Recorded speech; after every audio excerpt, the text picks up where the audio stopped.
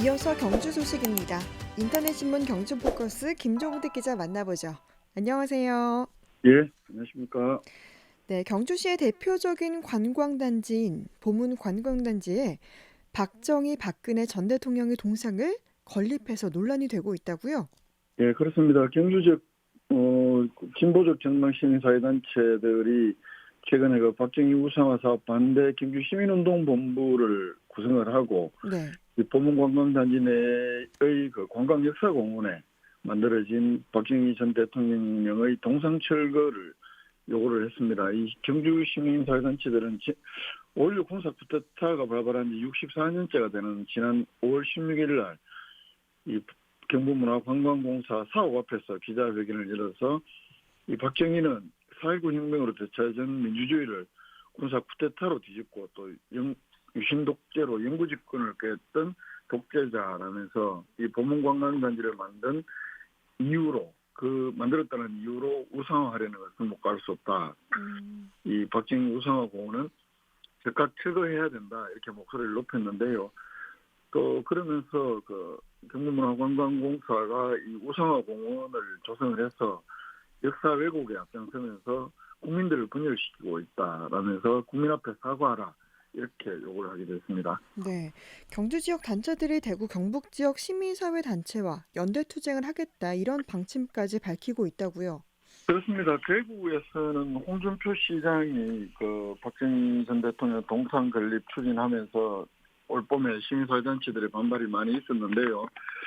5월 16일 경주적 이 시민사회단체 기자회견 행사에 이 대구 시민단체 관계자가 참가해서 연대 발언을 하기도 했고, 또 경주적 시민사회단체도 이 경주적 시민사회뿐만 아니라 대구 경북 또 전국의 시민사회단체들과 연대 투쟁하겠다 이런 입장도 밝혔습니다. 기자회견 후에 참석자들은 이 관광역사공원으로 이동을 해서 이 박정희 전 대통령 동상에 옛날에 그 죄인들을 구금할 때 목에 거는 우리가 사극에서 많이 보는 어떤 목재 형태를 네. 있잖아요. 요게 항쇠라고 한다고 합니다. 표현이 어려운데 이 그 박정희 전 대통령 동상이나 박근혜 전 대통령 동상에 그 역사의 죄인이라든가 국정농단 주범 이 글씨를 쓴 항쇠 모양 이 항쇠를 목에 거는 이런 퍼포먼스를 하기도 했습니다. 이 경주적 시민사회단체는 10개 정도 진보당, 민주당, 그리고 민주노총 이런 정당 시민사회단체들이 참여하고 있습니다. 네. 근데 지금 이 동상이 경주 보문단지에 있다고 했는데 정확하게 어디에 있습니까? 동상이 있는 곳이 그 보문관광단지 내의 관광역사공원인데요. 이게 보문관광단지로 올라가는 동공원을 지나서 그 오르막 끝지점에 보면 오른쪽으로 그 콜로세움을 형상한 건물이 있고 그쪽으로 내려가서 수변공원을 따라서 이 보문 안쪽으로 가다 보면 이 관광역사공원이 그 새롭게 조성이 되어서 있습니다. 네. 경북문화관광공사는 이 1979년 4월달에 이 보문관광단지가 우리나라 첫 관광단지로 지정된 이런 역사적 의의라든가 가치를 알리는 공간으로 조성하겠다라면서 2022년부터 그 보문관광단지 내 보문호 주변 5,300평방미터 부지에 40억 7천만 원의 예산을 들여서 조성을 했습니다. 당초 50억 원의 돈을 사용하겠다고 계획은 수립을 했으나 현재까지 투입한 예산은 40억 7천만 원이라고 하고 네. 이 가운데 8개의 동상 실물 크기 동상 제작비로 5억 원을 집행했다 이렇게 밝히고 있습니다. 나머지 한 9억 3천만 원은 추가로 더 공사를 할 예정이라고 합니다. 네.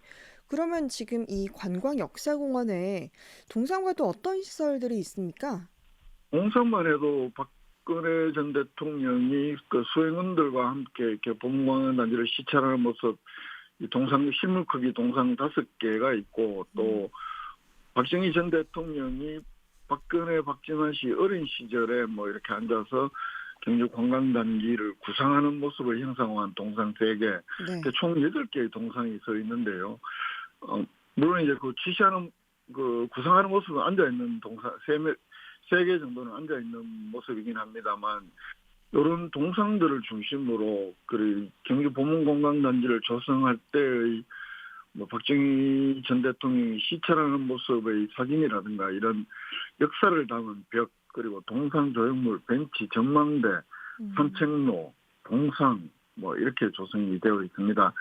작년 3월 달에 착공을 해서 11월 14일 날 임시로 개장을 하고 12월 5일 날 준공을 했다고 하는데, 묘한 게요.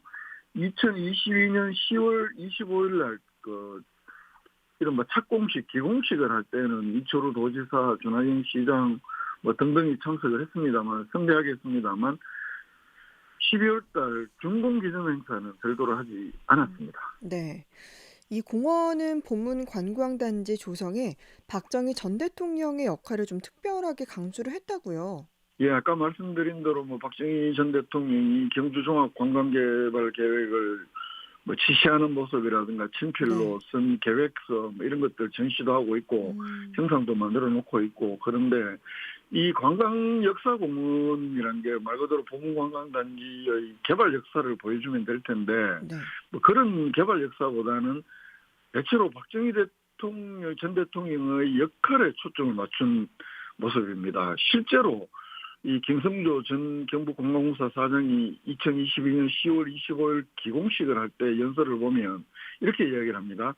이 보문관광단지는 1971년 고 박정희 대통령의 경주 활성화에 언급된 경주 관광 종합개발계획에 의해서 조성됐고, 이를 기억하기 위한 것이다. 대체로 이제 박정희 전 대통령의 역할에 초점을 맞췄다는 것을 경북관광공사도 사실상 시인을 하고 있는 셈인데, 네. 그러나 우상화라든가 이 철거 요구는 받아들이기 어렵다는 입장입니다. 음. 실제로 이 보문관광단지 조성에 박정희 전 대통령이 큰 역할을 했다는 역사적 사실을 강조했을 뿐 우상화하고는 거리가 먼 것 아니냐, 이런 반응입니다. 네. 경북관광공사에서 그런 반응입니다. 음. 경주 보문단지 내 박정희 박근혜 전 대통령 동상과 관련한 논란 살펴봤고요. 다음은 금천리 고분군 발굴조사 소식이네요. 어제 시작을 했습니다. 어제 뭐 고유제라고 해서 일종의 큰 일을 시작할 때 의례를 시작 뭐 하는 그런 전해 내려오는 그런 의식을 하면서 네. 시작을 했는데, 어제 최영천 국가유산청장이라든가 김은수 문화유산 연구원장, 이런 중앙단위 기관장들, 그리고 준하영 시장 등등 경주 지역, 그리고 또 근천읍 지역 주민들 이렇게 참석을 해서 고유제를 지냈습니다. 네. 근데 이 본격적인 발굴조사가 이번이 처음이라고요. 그렇습니다. 이 금천리 고분군은 왕경 내에 있는 대릉원하고 좀 대비되는 시 외곽지에 작은 위치한 뭐 대규모 고분들이 모여 있는 그런 장소인데, 특별히 검측설화와 또 신라 육부 중 하나였던 모량부와의 연관성으로 인해서 이 신라 고분 문화와 신라사 연구에 매우 중요한 유적으로 인식이 되어 왔습니다만, 네. 또 그렇기 때문에 일제강점기부터 많은 학자들에게 주목은 받았습니다만, 고분의 현황 등과 같은 간단한 기초조사만 했을 뿐 본격적인 발굴조사는 거의 이루어지지 않았고, 그래서 네. 이번이 본격적인 학술조사로서는 최초라고 합니다. 그러니까 이렇게 본격적인 발굴조사는 처음이지만 뭐 그동안 부분적으로 조사가 진행된 적은 있지 않았습니까? 그렇습니다. 아무래도 대릉원에 비해서는 상대적으로 조명을 적게 받았다, 이렇게 볼 수 있고, 네. 그러나 일제강점기 때 1914년 일본인 사진 작가가 찍은 사진이 가장 일제강점기에 전해오는 자료 중에서는 가장 많은 자료로 남아 있다고 하고, 네. 해방 이후에는 우리 손으로 3번에 걸친 조사가 진행이 됐는데, 이건 뭐 무슨 계획에 의한 조사가 아니라 그때그때 필요에 따라서 음. 부분적으로 조사가 이루어진 것으로 나타납니다. 네. 1952년에 도로 확장 공사로 인해서 무덤 2기 고분군 파괴되면서 조사를 했고, 그리고 1976년에는 흙을 채취하다가 드러난 또 22호분, 23호분 요 사이에 폐고분을 발굴 조사한 적이 있고, 네. 81년에 상수도 공사 중에 또 많은 유물이 드러나서 국립경주박물관이 긴급 발굴 조사를 한 적이 있습니다. 이 네. 조사에서 금동관이라든가 은제 허리띠, 금동, 귀걸이, 목걸이, 각종 토기류 이런 것들을 확인했다고 하는데요. 그러나 그 이후에 30년 동안에는 그 전체적인 뭐 조사 대신 현황 조사라든가 청량 조사 이런 것들이 이루어졌고, 그렇기 때문에 이 50여 개의 유해무덤에 대한 발굴 조사는 이루어지지 않았고, 그 네. 전모는 여전히 베일에 가려져 있는 상황인데, 이번 조사가 이 금천리 고분군의 실체를 파악할 수 있는 그런 계기가 될 것으로 기대를 모으고 있습니다. 네. 이번에 이뤄지는 이 본격적인 조사가 국가유산청과 경주시의 협업으로 진행이 된다고요?